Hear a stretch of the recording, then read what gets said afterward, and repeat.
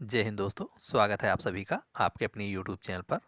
दोस्तों, आज के इस वीडियो में हम लोग हिंदी के मोस्ट इम्पॉर्टेंट क्वेश्चन को डिस्कस करेंगे, जो कि आपके आगामी लगभग सभी भर्ती परीक्षाएं जिसमें हिंदी से संबंधित क्वेश्चन पूछे जाते हैं, उन सारे एग्जाम्स के लिए सभी क्वेश्चन बहुत ही इम्पोर्टेंट हैं। चलिए शुरू करेंगे इस वीडियो को। क्वेश्चन है, मुझे अपने गाँव जाना है। वाक्य के रेखांकित शब्द में कौन सा सर्वनाम है? रेखांकित शब्द की अगर बात करें तो यहाँ पर मुझे है, मुझे में पूछा जा रहा है किस प्रकार का ये मुझे सर्वनाम है, तो ये ऑप्शन ये राइट हो जाएगा। ये पुरुषवाचक सर्वनाम है।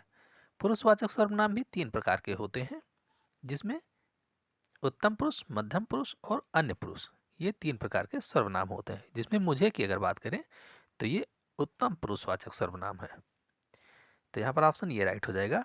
सर्वनाम की अगर बात करें तो सर्वनाम 6 प्रकार के होते हैं, जिसमें 6 प्रकारों की बात कर ले तो पुरुषवाचक सर्वनाम, संबंधवाचक सर्वनाम, प्रश्नवाचक सर्वनाम, निजवाचक सर्वनाम, इसके साथ साथ एक निश्चयवाचक सर्वनाम और एक अनिश्चयवाचक सर्वनाम। इस प्रकार 6 प्रकार के सर्वनाम हैं। अगला क्वेश्चन,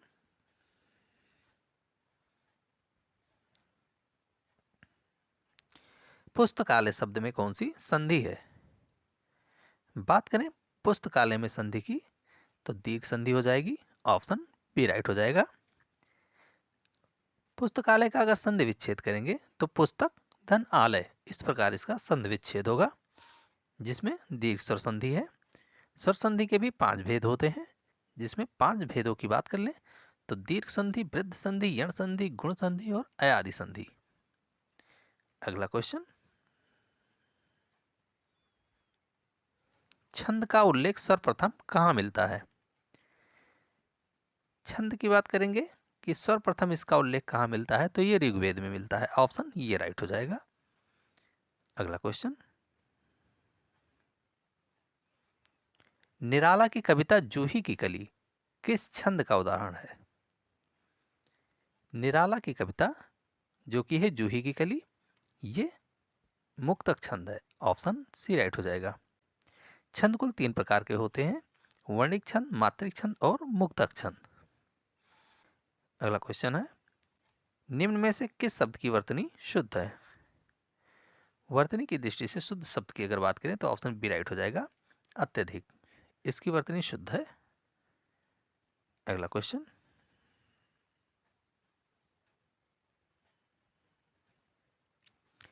चालबाज यह किस प्रकार का शब्द है?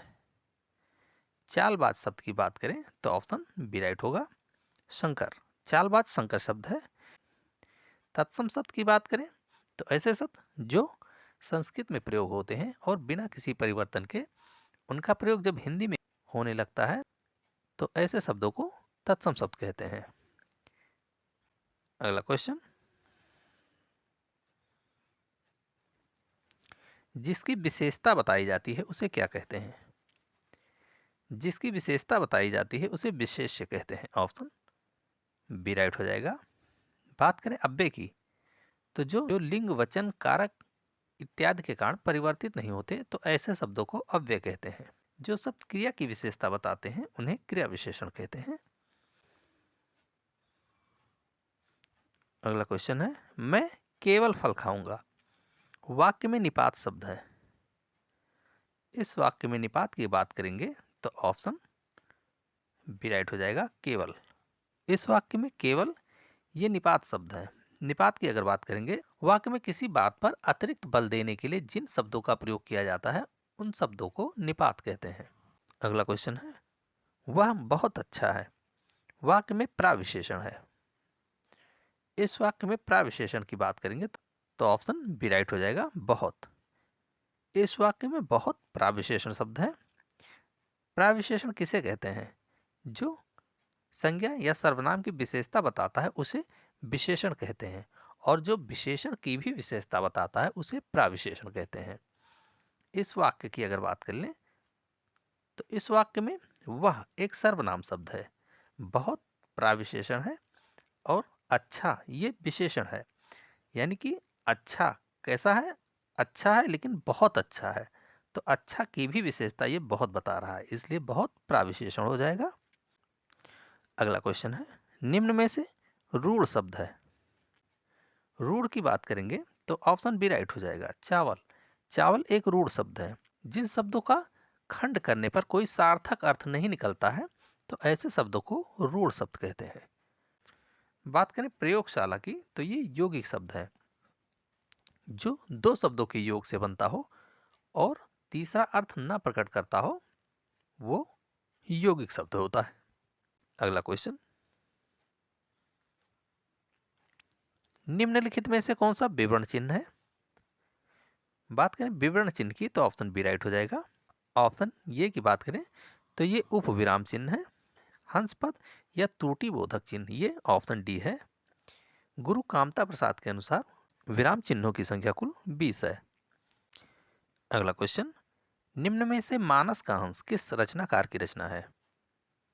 बात करें मानस का हंस तो ये रचना ऑप्शन बी राइट हो जाएगा, अमृतलाल नागर की रचना है। मानस के हंस द्विवेदी युग का नामकरण ये आचार्य महावीर प्रसाद द्विवेदी जी के नाम पर पड़ा है। अगला क्वेश्चन, निम्न में से कौन भक्ति काल के कवि नहीं है? बात करें भक्ति काल के कवि इनमें से कौन नहीं है तो ऑप्शन बी राइट हो जाएगा, नारायण पांडे। नारायण पांडे ये भक्ति काल के कवि नहीं है, जबकि कृष्णदास, तुलसीदास और मीराबाई ये तीनों ही भक्ति काल के कवि हैं। अगला क्वेश्चन, निम्न में से अनुवाद शब्द में उपसर्ग है? अनुवाद शब्द की अगर बात करेंगे तो इसमें अनु उपसर्ग हो जाएगा, ऑप्शन बी राइट हो जाएगा। उपसर्ग ऐसे शब्दांश होते हैं जो शब्द के शुरू में जोड़े जाते हैं और शब्द के अर्थ में कुछ विशेषता या परिवर्तन लाते हैं, तो ऐसे शब्दों को उपसर्ग कहते हैं। तो दोस्तों ये वीडियो कैसा लगा इसे कमेंट बॉक्स में ज़रूर बताएं। अगर वीडियो पसंद आया हो तो वीडियो को लाइक करें, शेयर करें और चैनल को ज़रूर सब्सक्राइब करें। धन्यवाद।